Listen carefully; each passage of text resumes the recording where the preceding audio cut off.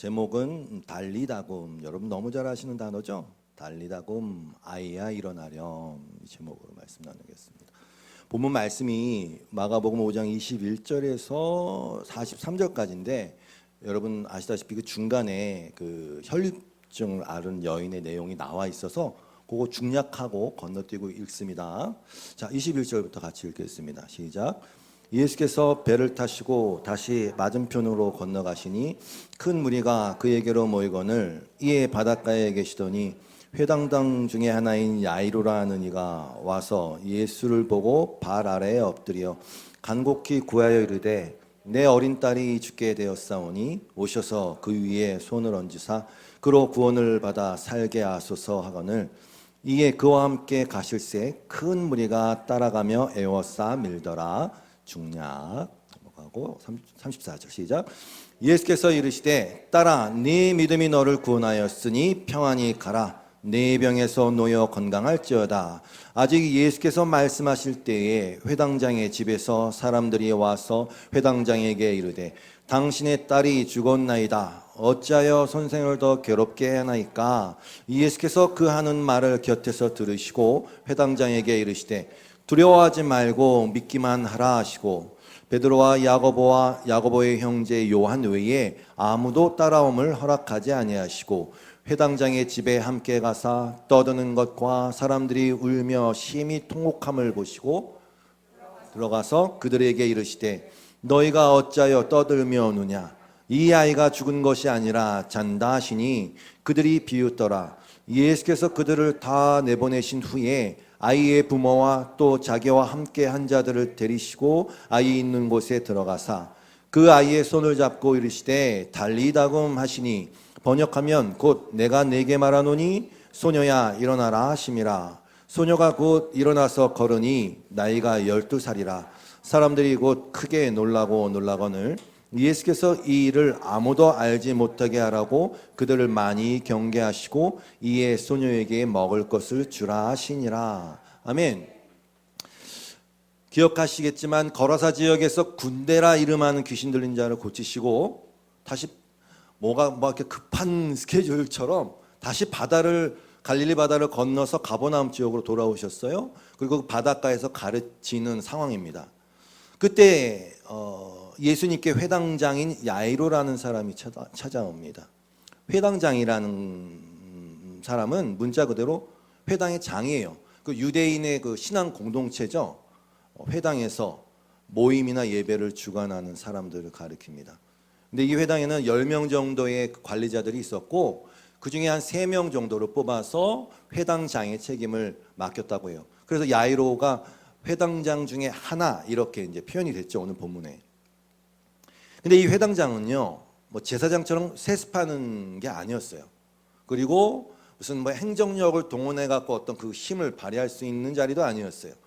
굳이 표현하자면 명예직에 가까웠습니다. 일반 백성들 가운데서 신앙과 덕망이 있는 사람 중에 선출해서 이렇게 회당장을 이렇게 맡겼어요. 명예직이에요. 이 말씀을 왜 드리냐면 야이로라는 이 회당장은 그러니까 그 마을에서 어느 정도 명망이 있고 지위도 있고 사람들로부터 인정도 받은 그런 사람이라고 봐도 무방하다는 걸 말씀드리는 겁니다. 근데 그가 예수님 앞에 와서 그 발 아래 엎드렸습니다. 여러분, 우리가 지금 예수님의 그 4가지 연이어 적혀진 그 기적을 통해서 믿음이란 무엇인가를 우리가 지금 나누고 있는 것을 잊으시면 안 됩니다. 오늘도 마찬가지예요. 믿음이란 무엇인가를 생각해 볼 거예요. 오늘 본문을 보니까 회당장이 자신의 죽어가는 딸 때문에 예수님 앞에 왔어요. 예수님 가셔야 됩니다. 그래서 가시는 도중이었어요. 근데 그 도중에 지난주 나누었던 12년 동안 혈루증을 앓았던 여인과의 만남이 있었어요. 그 여인을 만나기 전까지는 이 야이로의 딸이 살아 있었어요. 근데 지난주 나눴던 그 혈루증 앓던 여인이 예수님의 뒤로 몰래 가갖고 하여튼 구원 얻었어요. 근데 그 일이 있었던 이후에 바로 보니까 야이로의 딸이 죽었다는 소식이 전해집니다. 예수님이 이 혈루증 여인을 만난 시간상으로 얼마나 걸렸는지는 잘 모르겠지만 아무튼 회당장의 입장에서는 너무 조급한 마음으로 바로 그냥 꿇어 엎드려서 예수님을 모셔가는 도중이었는데, 한시가 급했는데 빨리 모시고 가야 되는데, 이 여인이, 혈루증 앓던 이 여인이 불쑥 끼어든 거예요. 모르겠어요. 저 같으면 이렇게 생각했을 거예요. 그 여인이 고침받은 이후에 사람들이 와서 죽었습니다 라는 소식을 들었을 때 내 마음에, 이 여인만 아니었으면 내 딸이 고침을 받았을 텐데, 이 여인 때문에 내 딸이 고침을 받을 기회를 영영 잃어버린 것이다 라고 생각할 수도 있다는 생각을 했어요. 보세요. 이 혈루증 앓던 여인은 자신의 믿음으로 구원을 받았어요. 치유를 받았지만 그 믿음, 자신을 치유하게 한 그 믿음이 다른 사람에게 죽음을 선사할 수도 있습니까? 지금 그 상황이 벌어졌잖아요. 여러분 잘 생각해 보십시오. 우리가 대학 20대만 되면 각 교회에서 수능을 위한 기도회가 열리지 않습니까? 자기 자식 붙게 해달라고 열심히 기도합니다. 당연히 믿음을 동원해서 기도하겠죠. 그래서 제한된 인원만 붙을 수 있는, 합격할 수 있는 그 대학에 붙었다고 칩시다. 그러면 그 사람의 기도가 다른 어떤 믿는 자의 기도보다 더 세서 붙은 것입니까?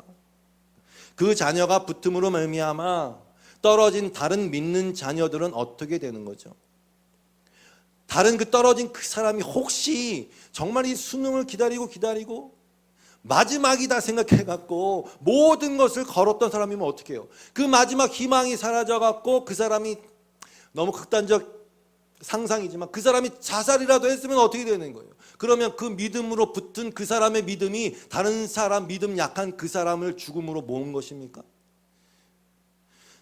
제 질문이 이것입니다. 우리가 믿음한데 그 믿음이라는 것이 발휘되어야 할 영역은 어디냐? 믿음은 램프의 요정이 살고 있는 램프를 누가 더 열심히 전심으로 문지르느냐 하는 문제가 아니지 않습니까?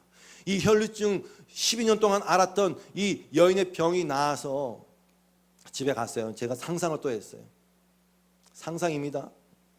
그래서 이제 내가 12년 동안 모든 상황 가운데 배제되고 다른 사람들로부터 부정한 여인이라고 취급받고 이제 한번 제대로 살아보자 했는데, 갔는데 정기 검진을 받았는데 암 4기야. 이제 곧 죽을 날이 다가와. 사실 결국 모두 다 죽는 거 아닙니까? 그 여인에게 자신의 혈루증이 나은 일이 어떤 의미가 있는 겁니까? 믿음의 의미는 무엇입니까? 그러면 그 여인은 다시 자신의 암이 낫게 해달라고 믿음으로 기도하면 되는 겁니까? 이 말씀을 묵상하다 이런 생각이 들었어요. 예수님이 다시 살리신 나사로 아시죠? 나사로 생각하면서 나중에 이런 제목으로 설교를 해야 되겠다는 생각이 들었어요. 2번 죽은 나사로. 남들은 다 한 번씩만 죽으면 됐는데 이 나사로는 그 죽음을 2번이나 경험했어요.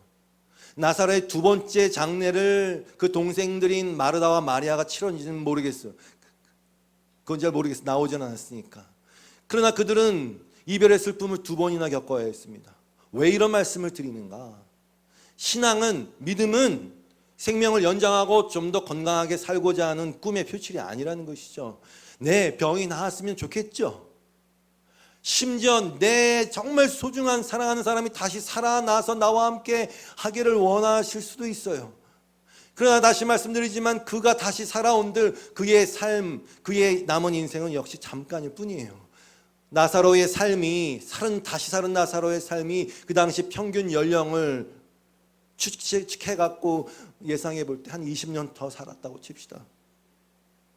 예수님의 오심이 고작 이 인간의 수명을 20년 더 늘려주기 위해서입니까? 그건 말도 안 되는 소리입니다. 인간 수명을 더 연장시키려고 고작 그 병들을 치유해주기 위해서 예수님이, 하나님의 아들이 인간이 되셨다고요? 여러분 곰곰이 생각해 보십시오. 그것만큼 하나님을 모독하는 게 없어요. 여러분들은 개를 살리기 위해서 여러분 자식을 죽이실 수 있습니까? 아무리 요즘처럼 개의 위상이 사람보다 더 높아졌다 치더라도 개를 살리기 위해서 자기 자식을 죽일 수 있냐 말이죠. 그 고작 개를 살리기 위해서. 우리가 성경의 기적들에 대한 이야기를 볼 때마다 빠지기 쉬운 함정이 이거예요. 오늘 이 말씀을 또 보고서 불치병자들아, 다 나을 수 있다는 소망을 가져라. 이 혈류증 여인도 죽은 야이로의 딸도 살았는데 왜 너는 안 되겠냐? 무슨 광고 카피처럼 너도 될 수 있어. 여기로 가면 안 된단 말입니다. 예수님이 그거 가르쳐 주려고 이걸 하셨겠냐고요. 하나님이 주시고자 하는 믿음은 고작 그런 것이 아닙니다. 하나님이 주시고자 하는 믿음은 삶과 죽음을 초월한 믿음이고 이 세상에 감당할 수 없는 믿음이에요. 히브리서의 표현대로 세상이 감당할 수 없는 믿음이에요. 그 믿음이라는 것은 영혼에 관련된 믿음이에요. 영원한 생명의 관계에 관한 말이라는 뜻입니다. 그래서 예수님이 그 믿음을 알려주시기 위해서 사랑한다고 적혀있고 표현된 그 나사로를 죽을 때까지, 아니 완전히 죽어서 냄새날 때까지 지체하셨어요. 그게 무슨 얘기입니까? 예수님이 그 나사로를 죽였단 말입니다. 그리고 살리셨어요. 그 와중에 우리 오라비가 예수님이 조금만 일찍 왔으면 죽지 않았을 텐데 왜 늦게 오셨냐 그랬을 때 예수님이 말씀하셨잖아요. 요한복음 11장 25절 말씀처럼 예수께서 이르시되 나는 부활이요 생명이니 나를 믿는 자는 죽어도 살겠고 무릇 살아서 나를 믿는 자는 영원히 죽지 아니하리니 이것을 네가 믿느냐? 이것을 네가 믿느냐? 이르되 주여 그러하이다. 주는 그리스도시요 세상에 오시는 하나님의 아들이신 줄 내가 믿나이다. 이것을 네가 믿느냐? 영원히 죽지 않는 믿음, 그게 무슨 말입니까? 분명히 육체적 죽음을 죽을 텐데 그 믿음, 그리스도를 알므로 그리고 그리스도를 믿음으로 그 믿음의 고백 때문에 하나님이 여러분을 그리스도 안에 포함된 자로, 그리스도께 접붙임 받은 자로, 아니 그리스도와 동일한 하나님의 자녀로 여기심을 받는 자, 다시 말해서 그리스도께 완전히 붙어서 그리스도께 완전 의존적 상태로서의 삶을 사는 자, 그리스도를 온전히 신뢰하기에 이 육체의 삶의 어떠함도 그분과의, 하나님과 나와의 관계, 그리스도의 사랑과 나와의 관계를 깨뜨릴 수 없다는 그 놀라운 고백의 상태, 그게 영원히 죽지 않는 삶입니다. 저와 여러분은 언제 죽을지 모르겠어요. 그러나 언젠간 죽겠죠. 그러나 그 죽음도 깨뜨릴 수 없는 상태, 그 암, 그 믿음, 그 고백, 그게 영원히 사는 자입니다. 갈라디아서 2장 20절 말씀처럼 내가 사는 것이 아니라 내 안에 그리스도가 사시는 상태, 그래서 내가 지금 이 땅에 나의 남은 인생을 살아가는 이 시간 동안 사는 것은 나를 사랑하사 나를 위하여 자기 자신을 버리신 하나님의 아들을 믿는 믿음 안에 사는 상태, 이게 영원히 사는 상태입니다. 지금 믿음 안에 사는 거, 영원히 사는 상태. 주는 그리스도시고 그 사랑 때문에 이 땅에 오신 하나님의 아들이시다. 그 고백의 상태, 이게 생명의 상태예요. 여러분, 혈루증이 뭡니까? 계속 하혈을 하기에 그 여자는 잉태할 수가 없어요. 다시 말해서 생명이 없다는 뜻입니다. 생명을 낳을 수 없는 상태. 네, 그게 인간의 현 존재예요. 죽음의 상태. 그것을 치유하심으로 말미암아 진짜 믿음의 상태. 그 여인이 혈루증이 나은 다음에 암이 사기가 달려 또 죽던 말던 그거와 상관없이 영원히 사는 상태, 그 믿음의 상태, 그 구원을 예수님이 주신 거예요. 12살 야이로의 딸, 12살은 뭡니까? 12살 6개월 되면 시집갈 수 있었어요. 그 당시 너무나 가장 싱싱하고 아름다운 꽃 같은 그 상태도 사실은 인간이 그저 하나님 빠지고 단독자로 섰을 때 스스로의 유한한 힘에만 의지하면 죽을 수밖에 없는 상태, 죽음의 상태, 생명이 없는 상태,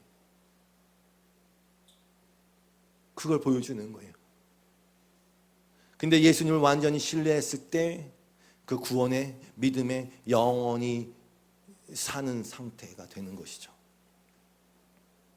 이 혈루증 여인에게 주님이 말씀하셨어요. 네 믿음이 너를 구원했다. 믿음은 구원의 문제입니다. 몸이 나와도 할렐루야예요. 몸이 낫는도 할렐루야지만 그 몸이 낫는 구원이 아니라, 구원이라는 것은 하나님이 나를 사랑하셔서 자기 아들까지도 아끼지 않고 주셨기에, 이 하나님의 놀라운 사랑을 내가 알아먹었기에, 아니 그 사랑을 내가 지금 받고 있기에, 이 놀라운 사랑을 그 무엇도 막을 수 없음을 알아버린 그 존재가 되는 것, 그게 구원의 상태예요. 그게 구원이에요. 그래서 바울 사도가 고백했지 않습니까? 우리 로마서 8장 31절, 그런즉 이래 우리가 무슨 말하리요? 만일 하나님이 우리를 위하시면 누가 우리를 대적하리요? 이 믿음의 상태, 자기 아들을 아끼지 아니하시고 우리 모든 사람을 위하여 내주시니가 어찌 그 아들과 함께 모든 것을 우리에게 주시지 아니하겠느냐라고 고백하는 그 믿음의 상태. 누가 우리를 그리스도의 사랑에서 끊으리요? 네, 그리스도의 사랑이 의심되고 하나님의 사랑에서 내가 내침받된 것 같은 느낌을 주는 그 환난, 곤고, 박해, 기근, 적신, 그게 벌거벗음이라는 뜻이면 다 망해갖고 벌거벗은 몸과 같은 이 몸, 위험, 칼이랴? 맞아요. 기록된 바 우리가 종일 주를 위하여 죽임을 당하게 되며 도살당할 양같이 여김을 받은 것 같은 인생의 걸음걸이에서도, 그러나 그것마저도 하나님의 사랑이 나에게 끊어진 것이 아니라고 고백하는 그 믿음의 상태, 이 모든 일에 우리를 사랑하시는 이로 말미암아 우리가 넉넉히 이긴다고 고백하는 이 상태. 여러분, 저는 넉넉히 이길 거예요. 그걸 오해하지 마세요. 내 의지를 가지고 내가 뭐 별일이, 오늘도 뭐 희한한 일이 있더만요. 궁금하면 끝나고 물어보세요. 넉넉히 이긴다는 것은 여러 가지가 있겠지만, 자기 아들을 아끼지 아니하시고 주신 그 하나님의 사랑이 저의 마음과 생각과 영혼의 가운데서 그 어떠한 상황에서도 그것이 부인되거나 의심되지 않을 것입니다. 결국 우리의 승리는 믿음이라 그랬지 않습니까? 믿음이라 그랬지 않습니까? 그게 어떤 것이 와도 혹 내가 완전히 쓰러져서 그 상황에 있을지라도 제 안에 있는 그 속사람, 제 안에 있는 그 영혼은 계속 이렇게 고백할 것입니다. 모든 일에 우리를 사랑하신 이로 말미암아 우리가 넉넉히 이기는구나. 나는 지금도 이겨나가고 있구나. 나는 지금도 이기고 있구나.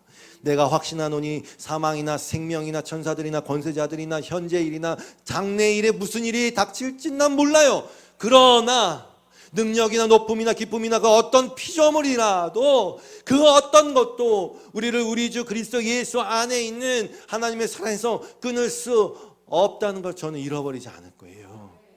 그게 넉넉히 이기는 거예요. 바로 이 믿음, 이 상태, 이 존재, 이것이 영생의 삶을 지금 살아가고 있는 성도들의 고백인 거예요. 그래서 그 대표 주자격인 사도들이 다 한결같이 그렇게 험악한 세월을 보내고 순교당하고 유배당하고,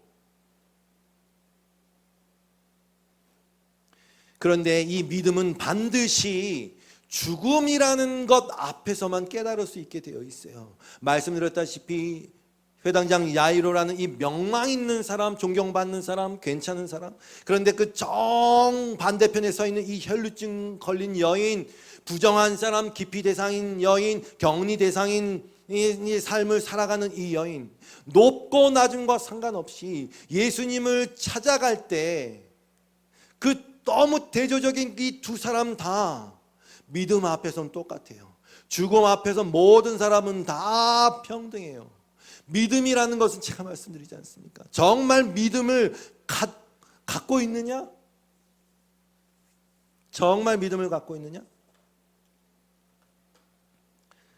믿음은 죽음의 그 바로 앞에서, 죽음이라는 것을 정말 인식하고 그 죽음의 세력과 그 무력함을 정말 깨닫고 그 앞에서만 그 믿음이, 진짜 믿음이 발현되게 되어 있어요. 성경을 읽으실 때 에베소서 2장 3절 말씀처럼 전에는 우리가 다 그 가운데서 우리의 육체의 욕심을 따라 지내며 육체와 마음에 원하는 것을 하여 다른 이와 같이 본질상 진노의 자녀였던 그 상태인 것을 깨달아야만 진짜 믿음이 작동하는 거예요. 4절 말씀처럼 긍휼이 풍성하신 하나님이 우리를 사랑하신 그 큰 사랑을 인하여 허물로 죽은 우리를, 사망의 상태인 것을 깨달아야만 그 믿음이 작동하는 거예요. 여러분, 진짜 믿음을 갖지 못하는 이유가 여기 있어요. 왜? 다 자기가 살아있다고 생각하기 때문이에요. 이게 바로 함정입니다. 살아있다고 생각한 사람은 절대 믿음을 갖지 못해요. 야이로의 딸이 죽었을 때 그 회당장은요, 자기의 생명보다 더 귀중한 그 딸이 죽음을 앞두고 있기 때문에 그는 자기가 죽었다고 생각하는 거예요. 혈루증 걸린 여인도 마찬가지예요. 살아있다고 생각하는 사람은 절대 믿음을 갖지 못해요. 왜? 살아있다고 생각하는 자에게서, 그 자기에게서 나오는 그 믿음은 정말 말 그대로 자기 믿음일 뿐이에요. 자기 자신에게서 나오는 열망과 자기 확신일 뿐입니다. 믿음은 절대로 거기서 나올 수가 없어요. 이 세상에서 믿음을 찾기 어렵다고 말씀하신 이유는 이 세상의 모든 주장과 이론들이 너는 절대로 굽히면 안 돼, 너는 죽을 것 같지만 살아있는 자야, 너는 살아있는 자야, 너 자신을 존중하고 너 자신을 믿어라는 한결같은 메시지 때문에 그래요. 그 상황에서 믿음은 찾을 수가 없어요. 그러니까 너무나 큰 역설이란 말이에요. 죽은 자는 살아나는 것이고, 내가 죽었다 아는 자는 살아나는 것이고, 넌 끝까지 살아있어, 너의 자존심을 굽히지만 너는 살아있는 존재라고 끝까지 그 말을 듣고 심지어 내 목숨을 내놓는, 할복 자살하는 순간까지도 자기 자신을 놓지 못하는, 나는 살아있는 자야, 나는 살아있는 자야, 그게 진짜 죽는 자가 되는 거예요. 영접하는 자 좋죠. 영접하는 자, 그 이름을 믿는 자들에게는 하나님의 자녀가 되죠. 권세를 주죠. 좋죠. 그러나 그건 혈통으로도 육정으로도 사람의 뜻으로도 되지 않아요. 로마서 9장 16절 말씀처럼 그것은 사람의 의지나 노력에 달려있는 게 아니란 말입니다. 오직 하나님의 자비, 긍휼하심에 달려있어요. 자신이 살아있다, 그거를 계속 그렇게 인식하는 자에게는 배계하기 무효합니다. 왜? 주님 말씀이 그냥 그거예요. 병든 자에게라야 의사가 쓸데있지 않겠냐. 예수님이 이 땅에 오셔서 첫 번째 하신 설교가 산상수훈 아닙니까? 얼마나 중요합니까? 이 산상수훈 첫 번째 설교의 내용이 이겁니다. 입을 열어 가르쳐 이르시되 심령이 가난한 자는 복이 있다, 이거. 여기에 사실 다 들어있어요. 달리 무슨 말이 필요한가요? 심령이 가난한 자가 복이 있고 천국은 그들의 것이다. 물론 제대로 된 이해가 필요합니다. 그런데 딱 이 자기가 살아있는 자들의 세상에서는 이 심령의 가난은 뭐라고 하시는지 아십니까? 이 나라는 존재가 살아가야 하는 이 세상에서 내가 헤쳐먹고 싶은 것들이, 내가 원하는 것들이 너무 많은데 내 뜻대로 내 마음대로 되지 않아서 화가 난 상태를 심령이 가난한 상태라고 다 생각하고 있다. 다는 아니지만 원하던 것이 되지 않아서 마음이 아프세요? 주님이 말하는 심령이 가난한 상태는 그걸 얘기하는 게 아니에요. 바로 그렇게 생각하고 있는 그 상태, 바로 그렇게 그 욕심과 교만과 무지의 상태의 영원한 굴레에서 나는 심령이 가난한다, 다시 말해서 내 영이 파산을 당한 자임에도 불구하고 여전히 세상의 메시지 넌 살았어, 넌 살았어, 그것 때문에 내가 원하는 것이 되지 않는 그 마음 아픔을 심령이 가난한 자라고 늘 계속 해석하고 그렇게 생각하고 또 그것을 위해서 되게 해주세요, 되게 해주세요, 되게 해주세요 라고 기도하고 있는 그 굴레에 빠져나올 수 없는 그 굴레의 상태가 죽은 자예요.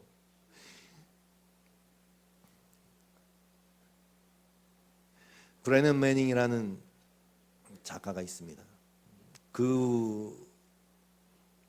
좋아요. 읽어보세요. 묵상을 나눠볼게요. 책에서 그대로 따온 겁니다. 읽어볼게요. 심령이 가난하다는 말은 어떤 의미일까? 이렇게 나는 내 과거와 접촉하면서 묵상하기 시작한다. 나는 인디애나폴리스 컨벤션 센터에서 있었던 찬양대로까지 기억의 통로를 거슬러 내려간다. 절름발이의 승리라는 제목의 40분 설교가 끝난 뒤 거기 운집한 11,000명의 회중은 기립해서 우레와 같은 박수갈채를 보내주었다. 명예, 인정, 능력, 영광과 인간적인 존경을 갈망하는 내 그림자 자아는 희열의 순간을 맛보았다. 내 거짓 자아는 쏟아지는 찬사의 행복감에 젖어들었다. 나의 자아는 나의 진정한 정체성이 목회 사역의 성공과 설교의 성적과 포도원 사역에서의 승리와 돋보이는 책이라는 서평, 그리고 다른 사람들의 칭찬에 달려있다는 환상을 양식으로 취하면서 살았던 것이다. 이렇게 덧없는 도취의 순간에 하나님은 교만한 마음을 품은 가련한 아들을 긍휼히 여기셨다. 곧이어 나는 내가 관에 누워있는 환상을 보았다. 장례식장은 문이 닫혀 있고 그것은 황량했다. 방부 처리된 내 몸이 홀로 외로이 관 속에 누워 있었다. 내 인생이 모두 지나가 버린 것이다. 이 경험은 섬뜩하거나 우울하지 않았다. 오히려 거짓 자아로부터 최고의 해방을 맛본 순간이었다. 내가 그리던 자아의 어리석음이 드러났다. 죽음의 세력 덕분에 우리는 우리가 덧입고 있는 것 속에 아무런 실체가 없음을 발견한다. 나는 공허하고 내 기쁨과 야망의 구조물에는 어떠한 아무런 기초도 없다. 그런데 그런 것 때문에 내가 객관성을 부여받는다니 무슨 얘기입니까? 객관성을 부여받는다는 게 뭡니까? 그런 것들을 통해서 나는 살만한 존재인가 봐, 나는 가치 있는 존재인가 봐, 나는 괜찮은 존재인가 봐, 나는 성공한 존재인가 봐 라는 걸 계속 확인하지 않습니까? 이 세상의 모든 사람이. 그러니까 관 속에 들어가야 된다니까요. 이런 것들에 내가 객관성을 부여받는다니. 그러나 이런 것들은 모두 그 자체의 속성상 무너질 운명에 처해 있다. 그리고 이런 것들이 사라질 때 나의 벌거벗음과 공허함, 덧없음 이외에는 아무것도 남지 않는다. 심령이 가난한 자는 복이 있다. 가난한 사람들은 자신의 벌거벗은 가난함과 초월에 대한 필요성을 인식한다. 그때만 인식해요. 생명 없는 내 몸을 바라보면서 나는 감독 제복을 모두 갖춰 입은 채 침상에 누워 죽음을 맞던 한 감독의 이야기가 생각났다. 11,000명의 갈채는 계속되었고 나는 박장대소하기 시작했다. 피터 브리먼은 이렇게 쓰고 있다. 가난한 사람은 자신을 받아들인다. 가난한 사람은 자신의 한계를 절실하게 인식하면서도 그것 때문에 침체되지 않는 자상을 갖고 있다. 이 말을 잘 이해하셔야 됩니다. 자신의 부족함을 알지만 자기 증오심은 없는 이런 자기 인식이야말로 심령이 가난한 사람의 원형이다. 여러분, 내 자신에 대해서 실망하거나 내 자신에 대해서 증오심을 갖는다는 것 자체가 아직도 나를 기초로 한 가치를 계속 부여하고 있다는 뜻입니다. 죽은 자에게는 그런 의식이 없어요. 흙인데, 죽은 자인데, 시체인데 거기에서 뭘 내 자신에 대해서 증오심을 갖습니까? 아니에요. 그게 심령이 가난한 자예요. 심령이 가난한 자, 죽음을 맞닥뜨리고 자신의 그 실존을 인식한 자, 그 사람에게 비로소 하나님의 긍휼하심 가운데서 믿음이라는 것이 작동하게 되어 있습니다. 고린도후서 1장 9절 말씀처럼 우리 마음에 사형 선고를 받은 줄 알았으니 이는 우리로 자기를 의뢰하지 않고 오직 죽은 자를 다시 살리시는 하나님만 의뢰하게 하심이라. 아멘. 오늘 본문으로 들어갑니다. 그렇게 야이로의 집에 가는 도중에 소녀의 죽음에 대한 소식을 듣게 되었어요. 사람들은 이렇게 얘기했어요. 아직 예수께서 말씀하실 때에 회당장의 집에서 사람들이 와서 회당장에게 이르되 당신의 딸이 죽었나이다. 어찌하여 선생을 더 괴롭게 하나이까? 네, 여기 딱 드러났어요. 이들이 예수님을 초청하고 그렇게 매달리고 믿었던 이유는 그 병이 나음이었을 뿐이에요. 그들의 믿음의 지향점, 그들의 믿음의 수준이에요, 이것이. 아니, 사실 우리도 그러지 않나요? 내가 원하던 그 일이 안 이루어졌을 때 하나님은, 신은 바로 귀찮게 하지 말아야 할 존재로 전락해버리죠. 있기는 있어야 할 것 같은데 걸기적거려서 안 보이는 곳에 그냥 치워 놓아야 할 그런 물건처럼 왜 예수님을 괴롭게 합니까? 다 끝났습니다. 당신의 믿음의 목적 그거 틀렸습니다. 죽었습니다. 이 그리스도가 오신 진정한 이유를 모르는 거예요. 그 곁에서 이 말씀을 들은 예수님이 이렇게 말씀하셨어요.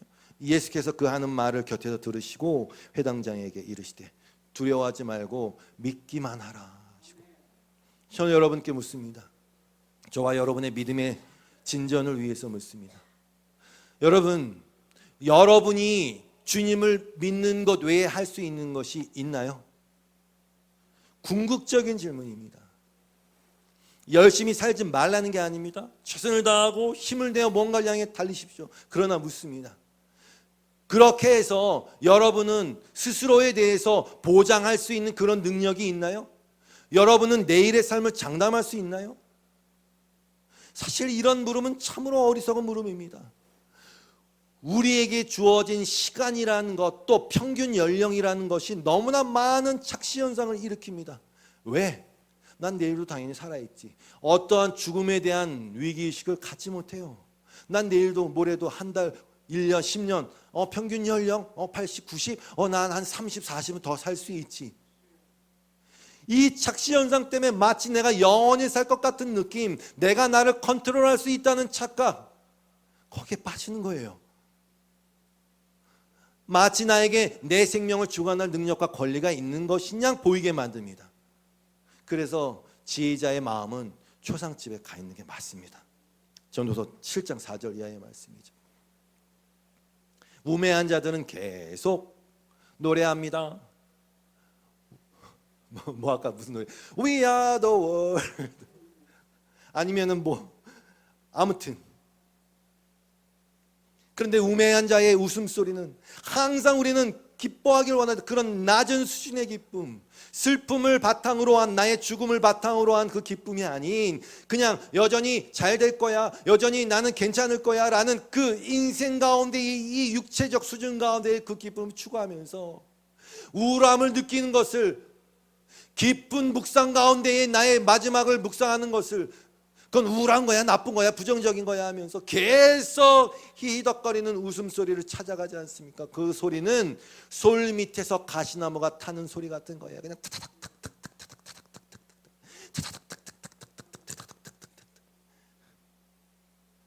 슬픔을 맞대는 것을 두려워하시면 안 됩니다. 그러므로 이 믿기만 하라는 말씀이 너무나 명료하게 들려옵니다. 믿기만 해. 왜? 그것은 다른 모든 가능성에 대한 나의 우매한 기대를 다 잘라내버리거든요. 그래서 주님을 향해 직진하게 만들거든요. 결국은 내가 그 브래넌 매닝처럼 관 속에 들어있는 나, 궁극적인 내 이 땅 가운데는 마지막 나의 모습을 통해서 믿기만 하는 거구나. 오직 믿음이란 말은 그냥 확실하게 믿으라는 말보다 사실은 다른 대안이 없다는 뜻입니다. 그래서 예수를 그리스도 구세주라고 우리가 고백하는 거 아닙니까? 그 존재 인식이 바로 가난한 심령입니다. 예수님은 그 소녀를 살리는 자리에 단 몇 명만 남아있게 하십니다. 37절입니다. 베드로와 야고보의 형제 요한 외에 아무도 따라오면 허락하지 않으시고, 사람들은 막 통곡합니다. 그들의 장례 절차에 따라서 곡하는 사람도 있고 피리 부는 사람도 있고. 비슷하죠? 장례식장에서 떨썩떨썩하게 해야. 근데 예수님이 말씀하셨어요. 그들에게 너희가 어찌하여 떠들며 우느냐? 이 아이는 죽은 것이 아니다, 잔다 하시니 그들이 비웃었다. 예수께서 그들을 다 보내신 후에 아이의 부모와 또 자기와 함께한 자들을 데리시고 부모님과 아까 말씀드렸던 베드로와 야고보, 요한 그들만 데리시고 아이 있는 곳에 들어가셨어요.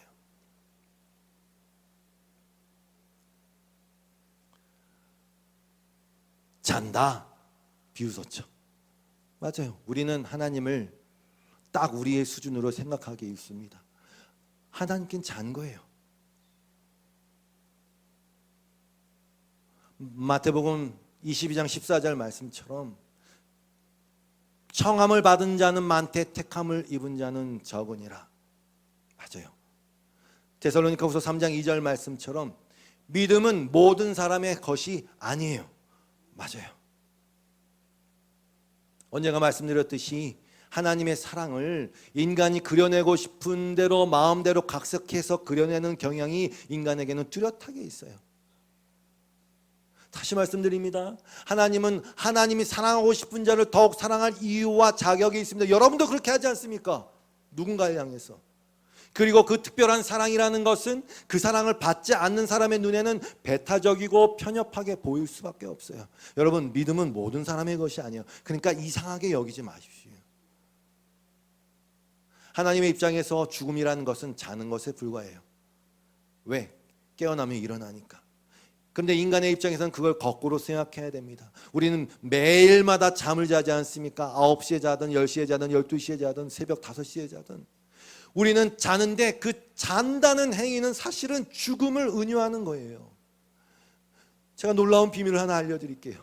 사실 우리는 매일매일을 그렇게 그냥 피곤해서 자야죠. 건강하려면 자야죠. 평균 수명은 늘리려면 7시간, 8시간은 자야죠. 그냥 그렇게 생각하지만 그게 아니에요. 우리는 매일매일 잠을 자야만 되는 존재로서 매일 사실 죽음을 경험합니다. 왜? 매일 자고 일어나니까. 매일 자고 일어나니까. 그런데 놀라운 사실은 어느 누구도 그것을 가지고 죽음에 대한 생각을 하지 않아요. 믿는 자 외에는. 자고 일어남이에요. 예수님은 소녀를 향해서 달리다굼 이렇게 말씀하셨어요. 마가복음 5장 41절이죠. 그 아이의 손을 잡고 이르되, 집사님 아드님이 어렸을 때 안 일어나면 야 일어나. 집사님 이제 안 깨워도 좋겠어요. 안 깨워도 되니까. 야 일어나 그러죠. 여러분 그게 달리다굼이에요. 아이야 일어나. 예수님이 달리다굼 이랬을 것 같으세요? 아니라니까요. 방에 데리고 들어갔어요. 몇 명을 제자들하고 부모를 데리고 들어가서 애가 자고 있네 이렇게 가갖고 달리다굼. 일어나 소녀야. 이게 달리다는요 아이란 뜻이에요. 아이, 어린아이, 어린 양이란 뜻. 소녀야 이제 일어나야지. 손을 잡고. 여러분이 부모이거나 누군가의 아이를 깨울 때 매일 하는 말, 잘 잤어? 아들 일어나야지. 잠에서 깨어나는 것이죠. 네, 우리는 우리의 삶에서 수만 번 잠에서 깨어나서 일어납니다. 사실은 그것이 죽음에서 부활하는 연습을 그렇게 수없이 반복하는 것이죠. 내가 죽은 자임을, 여러분 고문 중에 잠 못 자게 하는 고문, 그거 정말 고약한 고문이에요. 내가 죽은 자임을, 유한 자임을 잠자리에 기어 들어가면서 인정하는 거예요. 그리고 잡니다. 그리고 하나님의 은혜로 우리는 우리의 자각 때문에 깨어난다고 생각하지만 하나님의 은혜로 깨어납니다. 그렇게 계속. 대한민국의 대표적인 지성이었던 얼마 전 타계한 이어령 교수님이 이런 말을 했어요. 달리다굼에 대해서. 그대로 읽어볼게요. 달리다굼이라는 소리를 들으면 내가 살아있는 게 아니라 죽어 있었구나. 여태껏 살아있는 줄 알았는데 좀비처럼 죽어 있었는데 하는 깨달음이 옵니다. 이 소녀는 죽었다가 소생했지만 우리는 부활을 원합니다. 하지만 사실 우리는 극한에 가서야 하나님을 찾습니다. 절대로 자기 능력으로 할 수 있다고 생각하면 하나님을 찾지 않습니다. 제 힘으로 한 줄 압니다. 그런데 제 힘을 다 쏟아도 모든 걸 다 해도 안 됐을 때에야 아이고 하나님 소리가 나옵니다.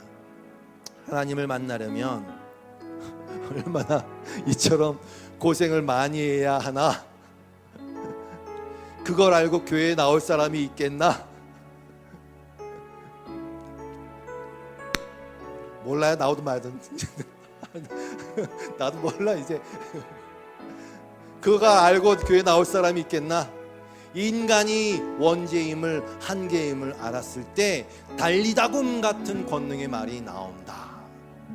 세례를 받는데 그분 세례 받았건 늦지막히 세례를 받는데 난 죽었구나, 욥처럼 끝없는 환란이 오겠구나 하고 가슴이 덜컥 내려앉았다. 내가 편하고 옆에 아내가 있고 귀여운 자식이 있고 통장에 잔고가 두둑한데 하나님을 왜 찾겠는가? 여러분이 아시겠는지 모르겠지만 이분이 딸이 이미나 교수라고 있었어요. 제가 예전에 부교역자로 있었던 교회에 암 말기에 그래도 집회를 하겠다고, 하나님의 사랑을 선포하겠다고 매주 목요일마다 아픈 몸을 입고 엘리베이터에서 같이 탔어요. 너무 유명한 분이라 말은 못하겠고 왠지 몸에서 이상한 냄새가 나는 것 같은 그 상태였어요. 그리고 집회가 되면 펄펄 날면서 얘기합니다. 아버지가 우리를 사랑하셔. 아버지가 우리를 사랑하셔. 그리고 가셨어요. 아버지 품에. 성도 여러분, 저와 여러분이 잠에서 깰 때 이 달리다굼이라는 음성을 듣길 원해요. 내가 죽은 자임을 선포하고 동시에 내가 사는 것은 내가 아니라는 고백. 결국 이 죽음의 잠에서 나를 깨우셔서 진정한 활력, 생명, 그걸 가지고 살게 하시는 이는 하나님이라는 사실을 고백하게 되길 원합니다. 나는 부활이요 생명이다. 마지막 묵상입니다. 43절 보니까 예수님이 그 소녀를 일으키시고 이렇게 말씀하세요. 이 소녀에게 먹을 것을 주라. 소녀가 일어난 후에 먹을 것을 주라 하십니다. 당연히 주겠죠. 그런데 이 말씀을 굳이 하신 이유가 있었겠죠. 죽은 사람을 다시 살리신 그 하나님의 아들 입에서 그런 말이 나오는 게 좀 이상하지 않나요? 주석을 보니까 이렇게 설명해요. 이 소녀가 진짜 몸으로 살아난 거다. 예수님이 부활하신 이후에 음식을 먹었던 것처럼 속임수가 아니라 진짜 살아난 것을 증명하기 위해서 예수님이 그러셨다. 저는 좀 웃긴 것 같아요. 정말 야, 얘 진짜 살아난 거다. 내가 증명해볼까? 먹을 것 같다. 이렇게 하겠어요 주님이? 그것 때문에? 아니요, 그게 아니에요. 보세요 여러분, 죽은 자를 살리셨다면 말이죠, 그냥 먹지 않고 살 수 있는 수준으로 만들어버릴 수도 있지 않나요? 이왕 살리는 거. 그런데 먹을 것을 주라 하십니다. 성도 여러분, 이 소녀는 다시 일상을 살아가는 거예요. 열심히 밥값을 해야 됩니다. 누군가는 또 먹여야 하고 누군가는 또 누군가를 위해서 먹이기 위해서 그 삶을 책임져야 합니다. 이 세상의 삶을 살아가야 합니다. 그는 분명 또 피곤한 몸이 될 것이고 스트레스와 또 다른 걱정들의 눈앞에 펼쳐지겠죠. 근데 예수님은 말씀하십니다. 너희들이 먹을 것을 줘라. 또 그렇게 또 너희의 삶을 살아가야 된다. 잔뜩 힘이 들어가서 주님을 따르던 제자, 나는 믿음 있어 그렇게 따르던 제자들이 주님을 부인해버리고 도망가버리고 싹 다 다시 고기 잡는 데로 돌아가갖고 고기 잡고 있을 때 부활하신 주님이, 그 예수님이 그들을 고기 잡고 있던 해변가에 가셔서 그들에게 빵과 고기를 구워 먹이시지 않았습니까? 다시 너희의 삶을 살아가야 된다. 주기도문을 가르쳐주면서 일용할 양식을 주옵시고라고 고백하지 않습니까? 하루에 먹을 빵, 네, 그렇게 하루하루를 다시 살아가야 됩니다. 그 소녀에게 남은 인생은 어떤 의미가 있는 것일까요, 여러분? 그 12년 연류병에서 해병되어서 남은 인생을 살아가야 하는 그 여인에게 있어서 그의 남은 인생은 어떤 의미가 있는 것일까요? 여러분의 남은 인생, 저의 남은 인생은 어떤 의미가 있는 것일까요? 주님을 믿어서 그 은혜로 구원을 받아서 지금 당장 죽더라도 주님 계시기에 안전한 곳에 거할 것이라는 그 믿음의 고백을 하는 우리에게, 저와 여러분에게 남은 인생은 어떤 의미가 있는 것일까요? 중요한 것은 주님이 말씀하십니다. 너희가 먹을 것을 줘. 여러분, 주님은 그걸 무시하지 않으세요. 이 인생의 삶, 먹고 살기에 바쁜 인생의 온갖 일들 와중에 주님은 따로 계시지 않는다는 것이죠. 같이 동행하고 있는 거예요.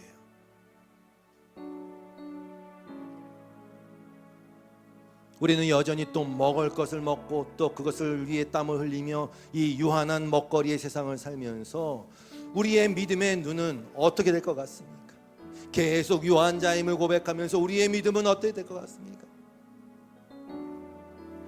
영원한 하나님의 나라와 영원히 목마르지 않는 생수와 영원히 굶주리지 않게 하시는 영원한 양식인 예수 그리스도를 우리 심령에 계속 고백하게 되는 것입니다. 신명기 8장 2절 3절 말씀 같이 읽고 마치겠습니다. 시작. 내 하나님 여호와께서 이 40년 동안에 너에게 광야 길을 걷게 하신 것을 기억하라. 이는 너를 낮추시고 너를 시험하사 내 마음이 어떠한지 그 명령을 지키는지 지키지 않는지 알려 하심이라. 너를 낮추시며 너를 줄이게 하시며 또 너도 알지 못하면 네 조상들도 알지 못하던 만나를 내게 먹이신 것은 사람이 떡으로만 사는 것이 아니요 여호와 입에서 나오는 모든 말씀으로 사는 줄을 네가 알게 하려 하심이니라. 아멘. 아멘. 우리 찬양하고 기도하고 마칩시다.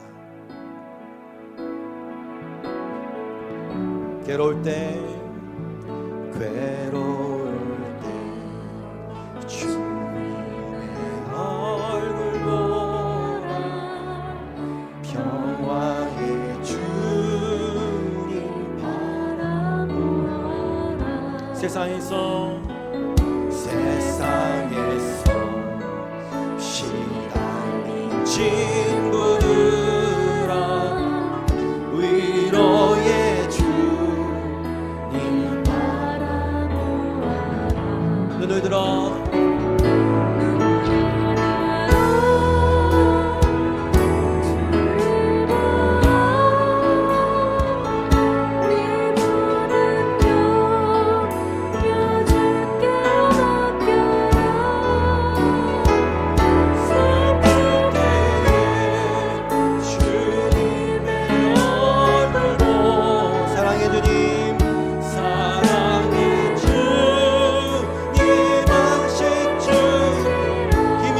내 마음 연약할 때 힘이여 내 마음 연약할 때 능력의 주님 바라보아. 주의 이름 부르는 모든 자는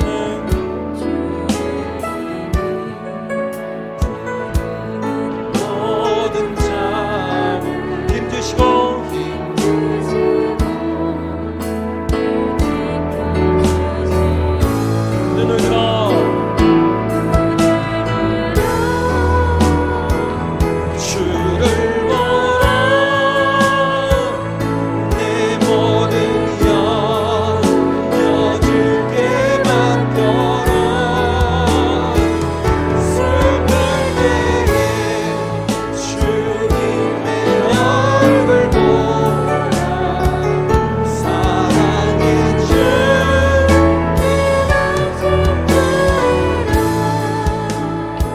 기도할 때 두려워 말고 믿기만 하라는 주님의 말씀을 내 마음속에 새기고 주님의 믿음의 길을 담대히 걸어가게 해주십시오. 같이 생각나는 대로 잠시 기도하는 시간을 갖도록 하겠습니다. 기도하겠습니다. 하나님 감사합니다. 주 우리가 믿음의 길을 걸어갈 때에 함께 하시는 주님을 경험하게 살게 하시옵소서. 내가 혼자가 아니를 깨닫게 하시옵소서. 그 어떠한 것도 침몰시킬 수 없음을, 주님과의 관계를 끊을 수 없음을, 하나님의 사랑을 끊을 수 없음을 고백하는 삶을 살게 하시옵소서. 주님을 바라봅니다. 주님을 바라봅니다. 달리다고 일어나라 일어나라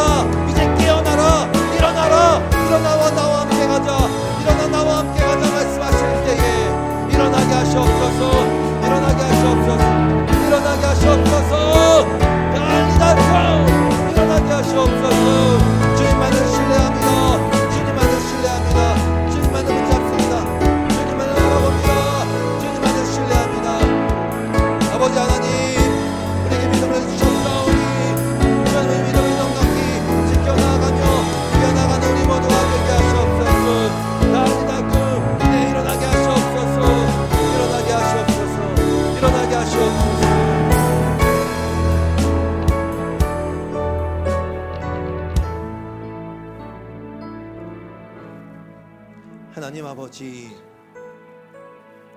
오늘 나눈 이 말씀이 그저 글자가 아니라 오래된 책인 성경에 그저 쓰여진 내용이 아니라 살아있는 하나님의 말씀이며 지금도 존재하시고 지금도 살아계시는 우리 예수님의 말씀인 것을 믿습니다.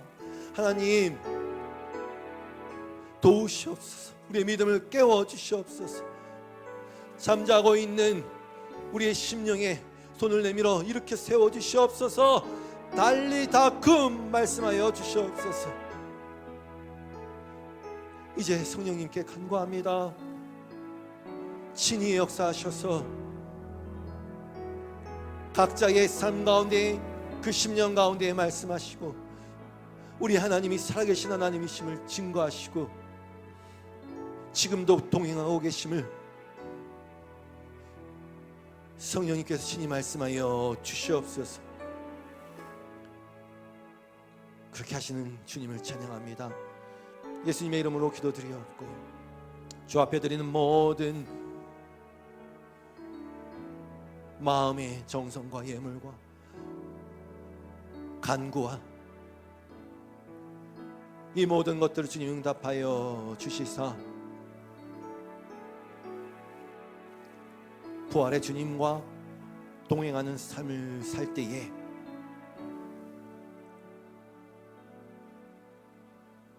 먹을 것을 갖다 주라 말씀하신 주님, 그 말씀처럼 하나님의 공급함을 경험하며 주님과의 아름다운 동행을 하게 하시옵소서. 예수님의 이름으로 기도드리오며 이제는 우리 주 예수 그리스도의 놀라우신 은혜와 하나님 아버지의 사랑하심과 성령님의 교통하심이 그 목소리, 우리 주님의 목소리 듣고 다시 일어나 이 믿음의 달리기를 경주하고자 이 자리에 모인 예배한 하나님의 자녀들 위해 영원토록 함께 하시기를 간절히 축원하옵나이다.